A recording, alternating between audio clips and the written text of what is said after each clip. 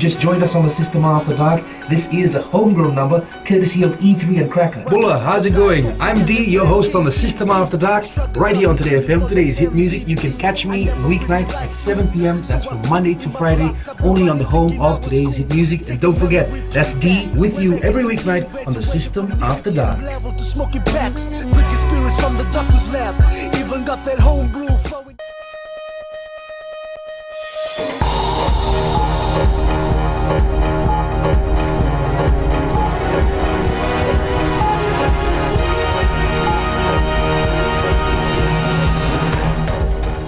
In this bulletin, Commission of Inquiry into Labour issues not in the best interest of the country, says Attorney General.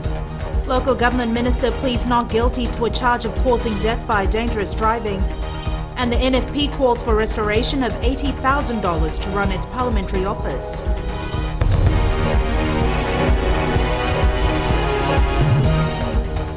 Good evening, I'm Jackie Spate, and this is FBC News. Attorney General Said Qayyum says a commission of inquiry into labour issues is not in the best interest of the country.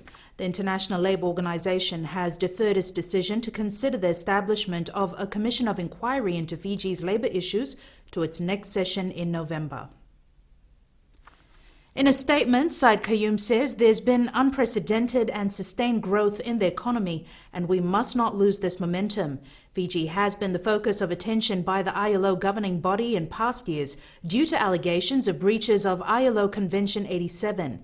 Said Qayyum says a number of significant reforms have already taken place or are underway, such as the introduction of the minimum wage, increase in the FMPF employee contributions, and the drafting of new laws to increase the amount payable under workers' compensation. An agreement has been signed in Geneva between the government, unions and employers to use the Employment Relations Promulgation as the primary basis for labour management relations. Minister for Local Government Praveen Bala has pleaded not guilty to the charge of causing death by dangerous driving at the Lautoka Magistrates Court today. Bala is charged with causing the death of Punachand near Tain Damu in Lautoka in November 2013. The former Lautoka Special Administrator took his plea in court today after the case was moved forward. In January, Magistrate Sala Kumbo Raramasi had fixed a date for June 12th. The case will be called again next month. The National Federation Party says it needs a minimum budget of $80,000 for the operations of its parliamentary office. The party is still refusing to accept the reduced allocation of $45,000 implemented at the beginning of the year. Chanel Sivan has the story. The NFP stated it needed a minimum of $80,000 per annum for salaries for 4 staff, including a senior administration officer, research executive officer, clerical officer and messenger T-person.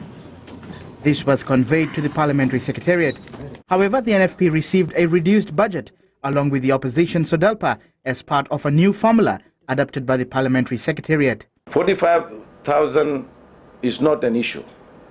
The original allocation of 4 staff was determined as a minimum requirement for a political party. Sodelpa had their own minimum requirement. Fiji First had its own requirement. But that was the allocation that was given to us by the Secretary General in our own assessment based on our submission.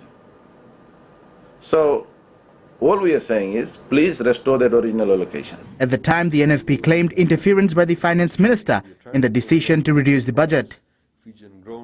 However, on January 14, the government refuted the claim, saying the new arrangement was implemented by the Secretary General in the exercise of the powers conferred upon the Secretary General under the Constitution. The statement said the Secretary General consulted and held discussions with the Minister for Finance as the funding of staffing is being sourced from the monies allocated to the Parliament under the 2015 national budget. The NFP says it will continue to run its parliamentary office as it has been doing in the past 3 months. However, they are operating from their party office in Tamavua. We will continue to raise issues in Parliament, outside Parliament, on behalf of the people of this country, because that's what the people expect us to do. Even those who didn't vote for us expect us to do our job as an opposition party in Parliament. And that's what democracy is about. Secretary General Vinyana Namosi Malua has not responded to our emailed questions and phone calls. And the Speaker of the House, Dr. Chico Luveni, has said the opposition chambers has no choice but to accept the new funding system. Chanel Shivan, FBC News. A 41-year-old police officer has been sentenced to 13 years in prison for raping 2 women whilst investigating a case. Special Constable Tarachiani Mbavesi was investigating a case in which the 2 women were accused of stealing a mobile phone. In May 2013, Mbavesi, who was on duty, attended to Waise's complaint. He took the suspects, the phone owner and a 4th person, to the Nakasi police station by taking them through a shortcut along the Nasinu cemetery. On the way, he told others to go ahead and remain behind with one of the women whom he raped. He took her to the police station and told the other woman to come with him to look for the missing phone and then raped her. Naitasiri Secondary School in Naluwai achieved another milestone today with the opening of the school dining hall, which will benefit more than 200 students. The initiative was promised by the Prime Minister Vorengem Bainimarama last year during the groundbreaking ceremony of a new highway in the area. Savaratambua has more. The school was founded in 1972 and students then had to bear with the sweltering heat, eating in the open grounds with no proper dining facilities. An emotional Ratuletia Mbalenevalu explained what it was like. I'm not ashamed to say that this school is not up to standard, but with support from the current government, we are pleased to know that our students will no longer face difficulties during mealtime. Naitasiri Secondary School is one of the most important in the country because of the wide reach it has across the province and the role it has played in educating young people. Students from 10 primary schools within the province attended NSS, the nearest secondary school in the area. Prime Minister Vorengem Bainimarama says his government would like to see all schools well equipped. I strongly believe that Naitasiri Secondary School deserves to have the best facilities we can afford, and we will continue to carry out upgrades like the one we have done in the last couple of months, which will be commissioning today. Nothing is more important to me as a Prime Minister than to ensure that all of you young people get the head start in life that a proper education provides. Government allocated $118,000 for the project, with the dining hall expected to be fully utilized in the second term. Sabai Ratambua, FBC News. Coming up after the break, women crafters and designers showcase their wares in Savu-Savu.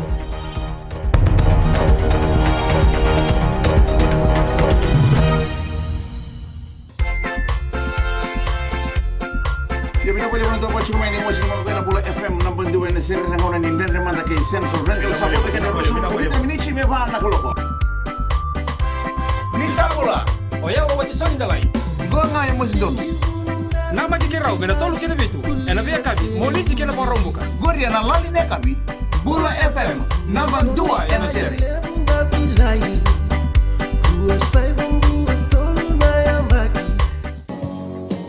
My name is Luca. I live on the 2nd floor.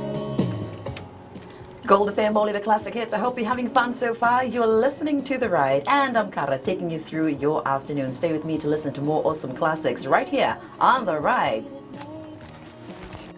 Bulabinaka, for awesome sounds in the afternoon. Wonderful, wonderful classics. Join me on The Ride every weekday right here on Gold FM, only the classic hits from 2 to 7.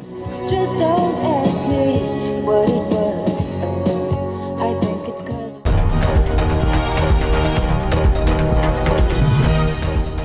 Welcome back. This is FBC News.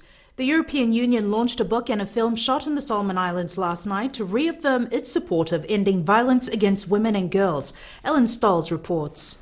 Nina Nawalawala is the first Fijian director to have her shows shown internationally in the United States and the UK. How it relates to Fiji is that these are universal issues. And how we respond to things in the Pacific, or how it may be responded to, may be hidden, which is something that occurred in the Solomons, is how you look at very, very sensitive things. And so I suppose it's very relevant here. The launch of her film documentary also coincided with the launch of a book titled Voices Against Violence, both projects supported by the European Union. Head of the European Union's delegation to the Pacific, Andrew Jacobs, says he hopes that such projects reiterate the message that violence should not be tolerated. It is unacceptable to carry out any form of violence against women and girls. It's unacceptable to engage in any form of domestic violence. One way in which we can get this message across effectively is through drama. I think it's through drama that we can really break some of the taboos which have stopped people for many years talking about this phenomenon, talking about the scourge of the violence against women. The documentary, which has been broadcast in Samoa and the Cook Islands, will soon be in New Zealand and Australia, as well as the UK and other parts of Europe. Ellen Stalls, FBC News. A local businessman who has ventured into a $120 million apartment project has started pre-selling his development. The Denarau Moorings offers 152 rooms and is the newest project in Nandi. Christopher Chand reports. It's a development that is hoping to attract buyers before the construction phase and also demonstrates investor confidence in the economy. I want to quote Mr. Dale's own words. And he started out in 1993 and I had $0, like most of us. He says he made some right decisions and always kept his conscience clear. And Mr. Dale, today, 22 years later, down the line, you are competing not only in the real estate industry but have ventured into a new sector, which is tourism. This is an initiative of Vimal Deo, the owner of Deo Group. We've had some real positive feedback and positive indicators from the private sector, and the fact that the private sector is ready to invest large sums of money in developments such as these is a absolutely wonderfully positive thing, 17 apartments have been reserved, with the developers hoping to sell 30 apartments before construction begins. We'll be commencing construction once we reach a threshold. Now, the way it's going, at this pre-launch event, we already have 17 to 18 units sold. So I would say in about 2-3 months, we'll be ready, and the first preliminary actions will be taken to commence construction. The apartments are selling from between $1 million to over $2 million. The developers adding that once the building starts, it will take 2 years to complete the project. Christopher Chand, FBC News. 1,272 students graduated with their certificates, diplomas, bachelor degrees and postgraduate degrees from the University of the South Pacific this morning. Sakyus Naivor was at the graduation ceremony and filed this report. For the graduates, it was just reward for years of hard work. The Vodafone Arena was a sea of color, accompanied by singing and cheering, as family and friends witnessed their loved ones receiving their certificates. Shavnit Sharma, who graduated with a Bachelor of Commerce, was overwhelmed with his achievement and hopes to continue on to postgraduate studies. It's always a delight of 3 years of education comes to an end with the celebration, so it's good.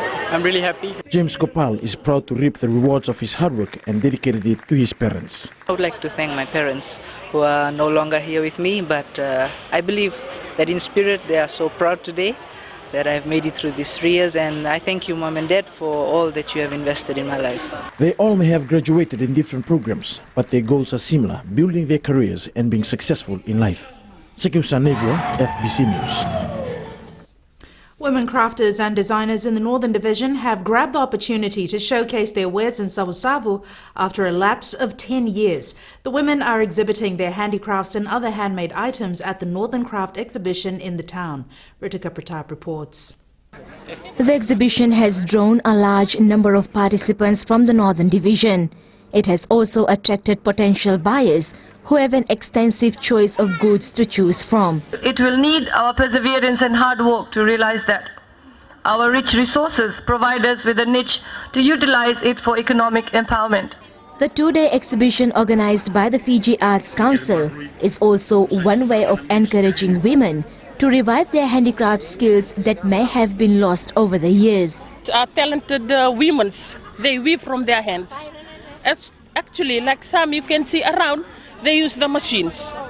And I'm proud to say that the women of Madhwata, they make their crafts from their hand. These women who are part of groups come from far away, hoping to sell their craft on a bigger scale someday.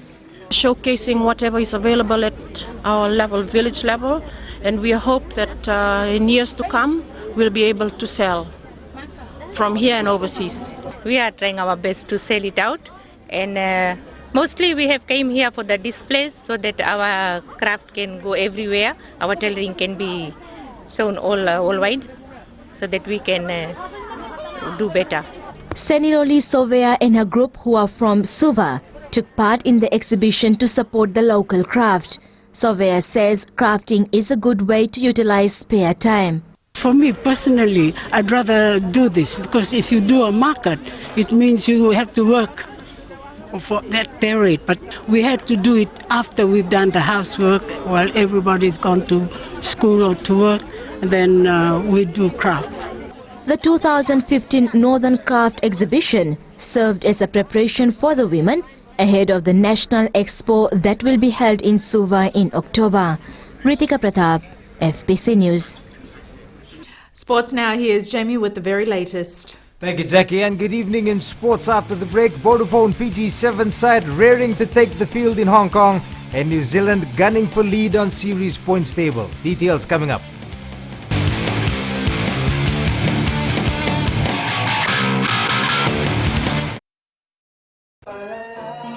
Gold FM, only the classic hits. Beautiful song from the group Firehouse and When I Look Into Your Eyes. Before that, you heard from Smokey Robinson with One Heartbeat. We'll take a short break and join us in the next hour for more music from Seal.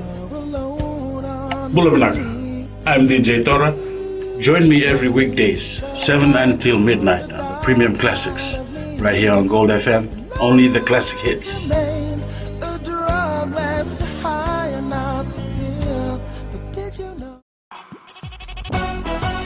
छू छू छू हे नमस्ते Fiji, आपके हर एक problem की दवा लेकर मैं आ गई हूँ 9 से 12 बजे तक आपकी सहेली रेनू। छू छू छू 40 में 20 का दिखना है। मैं हूँ ना आपके साथ में मिर्ची एफएम पर 9 से 12 बजे तक मंडे टू फ्राइडे। मिर्ची, it's hot.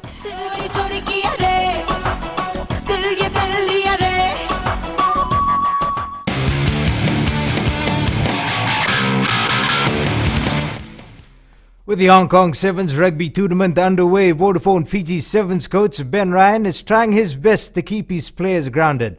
Fiji plays Samoa in its first match at 12:44 a.m. Saturday our time, and Ryan says his troops are ready. Ryan adds he has tried his best to calm the nerves ahead of kickoff, as Hong Kong is a venue laced with emotion. I touched upon it earlier really in the press conference. You know, the boys are used to this pressure. It happens on a daily basis for them. They're celebrities back home. You know, their faces on the high streets, everybody recognises them, and you know, that does put pressure on them. And for some of the young guys, you know, we've got to say that pressure doesn't necessarily always fit, and they do have their ups and downs and trials and tribulations as they deal with that newfound celebrity status. You know, young guys, you know, they don't always get that right, but it does mean that when you get to big tournaments, even though they might not have played in 50,000 seater stadiums from back home, the pressure won't get to them because it'll probably bring out the best in them, and I think historically we've certainly seen that with Fiji teams. Laudala Bay in Suva was a hive of activity today, with the Fiji Games making a return after a lapse of 1 year. At the Damoda Aquatic Centre, more than 100 swimmers from around the country took to the pool. The event serves as the final trial to select the national squad to the Pacific Games in Papua New Guinea. Swimmers from all the different districts representing their districts.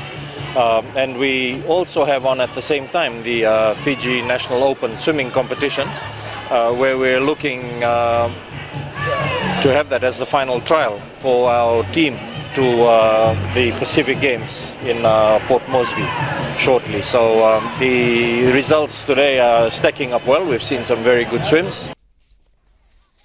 In beach volleyball, 12 men's and 7 women's teams are fighting for spots in the national squad to the Pacific Games. Only 2 players from each of the men's and women's divisions will get a ticket to the regional games. Xavier College retained the Bar Secondary School's athletics zone title today. The defending champions claimed a total of 40 gold, 30 silver and 31 bronze in the overall medals tally at the two-day event. A.D. Patel College came in second place with 15 gold, 14 silver and 15 bronze. And Bar Methodist High School settled in third with 11 gold, 11 silver and 4 bronze. Xavier also claimed both the boys and girls division titles. That's it from sports. It's back to Jackie now with business.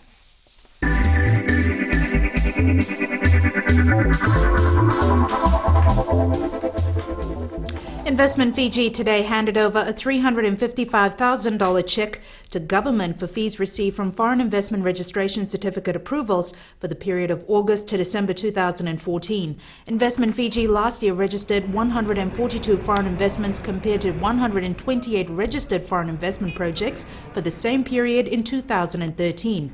Investment Fiji CEO Gautam Yulatut says the 142 foreign investment registrations are anticipated to generate additional employment of 1,888 jobs at a proposed investment level of $558.41 million. These were in the sectors of services, tourism, wholesale, retail and agriculture. Goto assures that investors are already moving through a seamless applications process which will include online registration and online payments, so investors don't have to wait for longer periods to get their first-hand approvals.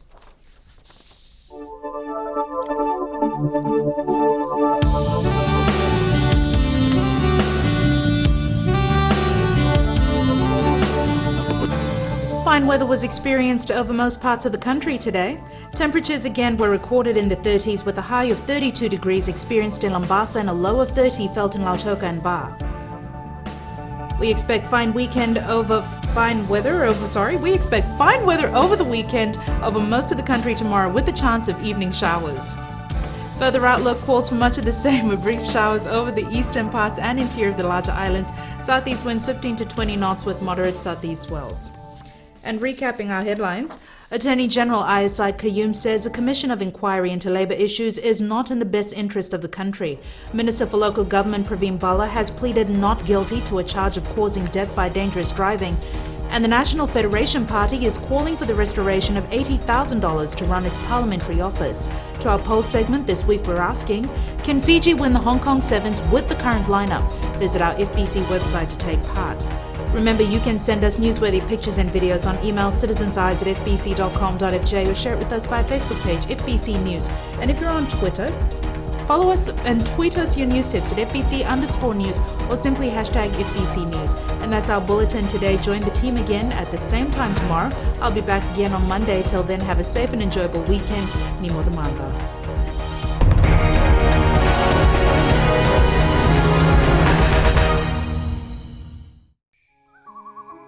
मेरा चांद मुझे आया है नजर, ऐ रात जरा थम थम के गुजर।